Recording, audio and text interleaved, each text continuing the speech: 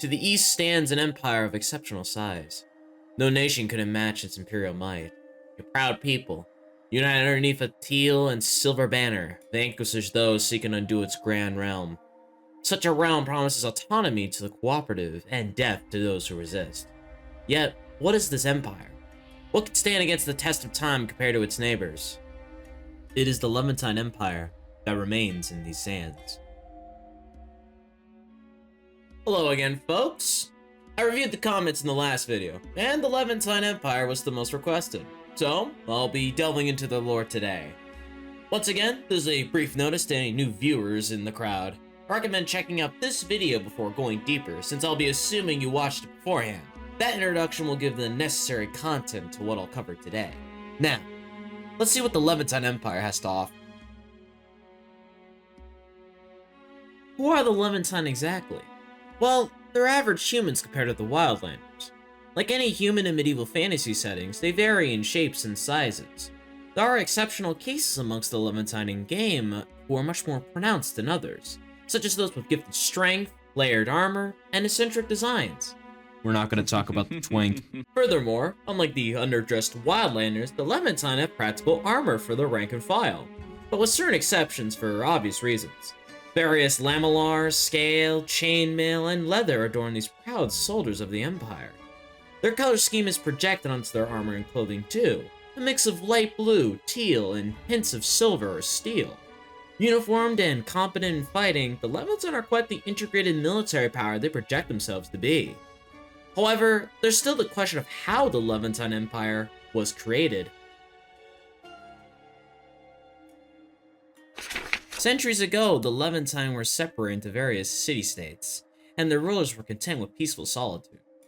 They never made war on their neighbors or each other. However, as the sands of time change, one man had a grand ambition: to unite all of these city-states into a whole empire. Who was this unifier? Nobody knows. All that's known is that through the unification of these city-states, republics, and sultans, the East culminated into the Levantine Empire, which we know today. This new empire quickly enveloped vast stretches of territory beyond its original borders, welcoming those who joined the empire and destroying those who resisted their rule. With such a massive domain over the lucrative riches of the East, the Levantine Empire grew rich and powerful. Those living within its borders enjoyed a fruitful life of prosperity, education, and wealth. It's even stated that careful sorcery has also made advances in medicine and warfare. Nevertheless, this unchecked power came at a great price than mere unification. The West lay a few powers keen on subduing Levantine expansionism. Nations such as the Republic of Rhodos, Greater Gar, the Stradivar Rus, the Holy Safaria Kingdom, the Doradia Ham, and most notably, the Oscavir Empire. For years, these nations fought the Levantine Empire. While these goals of these wars varied from crusades to countering territorial disputes, none of these opposing powers could throw out the Levantine Empire from its homeland. Remarkably, the mountain passes to its northwest, acts as a natural defense against any incursion from the west. What about the east, you ask? There isn't much to know of the Levantine Empire's eastern neighbors. The Yipdat and the Dazari Kingdom provides numerous mercenaries and auxiliaries to the Levantine Empire to bolster its forces. Yet, there's nothing much in terms of tensions between these nations. Considering the size of its empire and key allies, the Levantine Empire does field a massive army. This army would be divided into an expeditionary force and sent towards the valley. What's their goal with this expeditionary force? We'll have to look into their current campaign into the valley itself. What the hell is this? The valley is an unexplored frontier to the Levantine Empire. On one hand, while it's within their sphere of influence, they've been unable to conquer this small segment of land. Ironically enough, the Levantine Expeditionary Force is on its knees when we arrive in the valley in-game. Supply lines are either stretched thin or non-existent, depending on where you look. Additionally, attempts by the Levantine to venture beyond the catacombs have failed. The Wildlanders quickly wipe out any patrols seen on their territory. The troglodytes make short work of any isolated units, and the treasury envelops the most desperate amongst Levantine ranks. Thus, the Levantine are resorted to maintaining their positions within the catacombs. Despite this bulwark, they're constantly harried by many threats. From ambushes, what is that? Deception,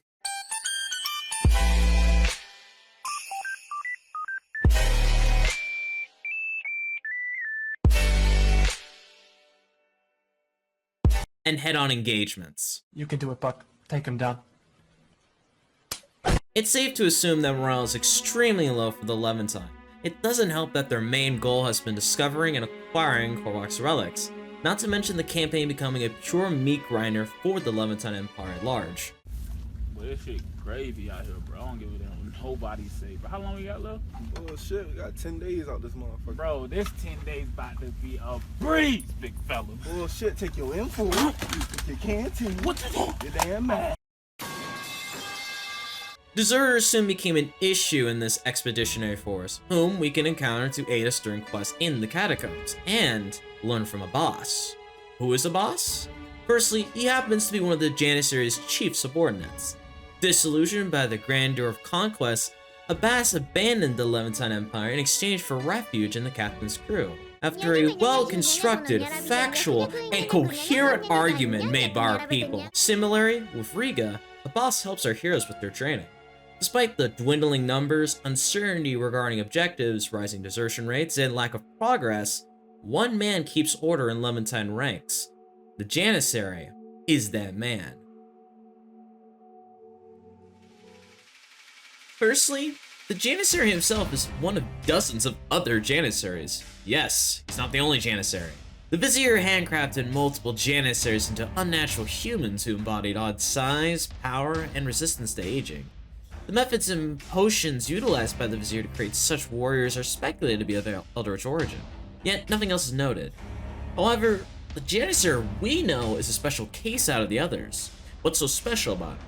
Well, he refused to carry out the Vizier's orders. What were these orders? Execute a whole family. For what reason? Nothing. Purely on the Vizier's whim and amusement. I'm not fucking kidding. Holy shit. This hesitation from the Janissary brought the ire of the Vizier, who ordered the Janissary to be tortured and beaten until the brink of death. Then, a decree was declared by the Vizier. The Janissary would be redeemed by leading the Levantine Expeditionary Force to the valley and obtaining whatever powers originate from the Reliquary. Of course, that campaign in the valley isn't going too well considering the previously mentioned factors. As much as we could have our sympathies for the Janissary, we'll have to kill him in an honorable duel to disorganize the Levantine in the catacombs. He's just a squire! How is this happening? I did something right back there! You never see it coming!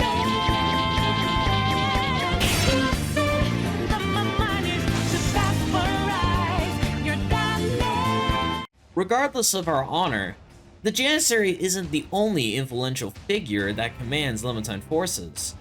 The Enchantress awaits us further in the catacombs.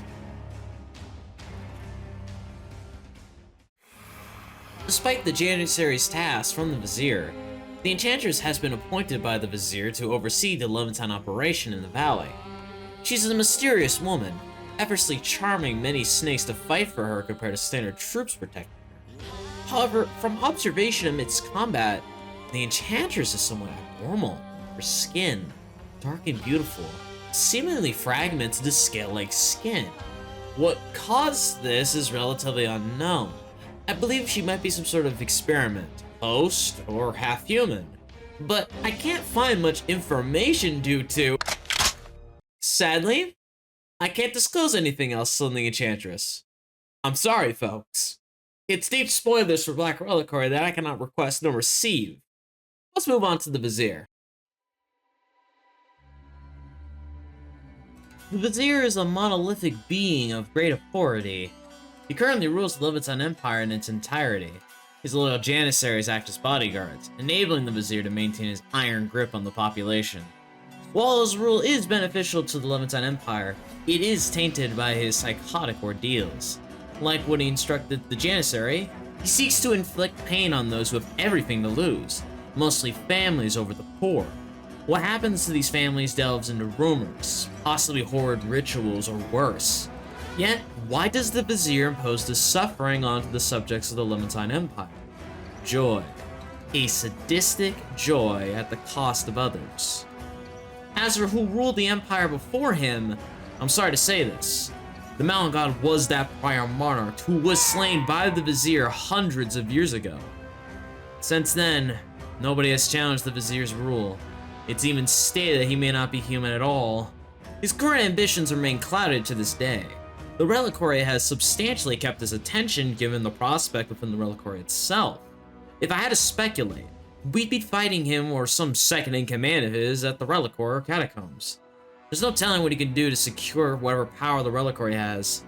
Time will tell if we'll succeed. Nice Siri killed it. Why don't you back it up with the source? My source I made it the fuck up, Captain! Regardless, let's wrap everything up. Well, that's it, folks. That's all the lore I got about the Levantine. I understand it's quite shorter than what the Wildlanders have, but there's only so much I can use until I reach major spoilers. Besides, said spoilers are meant to be for the final update to Black Reliquary. As for the Levantine themselves, I gotta say, they're in second place for my favorite factions in Black Reliquary. There's just something about a grand old empire being prideful and doing war crimes. Of course, I want to mention something. Sorry for taking so long to drop this video. College finals in May really restrained me from working on videos. However, I'm free from those finals now and in summer break, so expect more uploads from me. By now, there should be some additional stuff posted here as well. Hopefully, that'll compensate for lost time. I also want to thank all of you for the support on the Wildlander lore video. I'm happy that I can continue this series. Additionally, I'd like to issue a challenge apart from posting a comment of the next faction you want me to cover in another lore video. Instead of just troglodytes or cactanoids, 500 likes, and I'll add the Ostfinger on top of the faction that wins in the comments. That's right, Eldritch tech-wielding Germans, the same faction that the Dredge and Slayer come from. Nevertheless, like and subscribe if you enjoyed this video, and I encourage all of you to go to my Twitch or Discord as I'm much more active on those. I also like to thank my Knights of the Realm for financing this never-ending campaign in the Valley, stealing God knows how many Korvat's treasures. You're awesome for sticking with me after all this time. Oh, by the way, Arthur, you like kissing that man, don't you?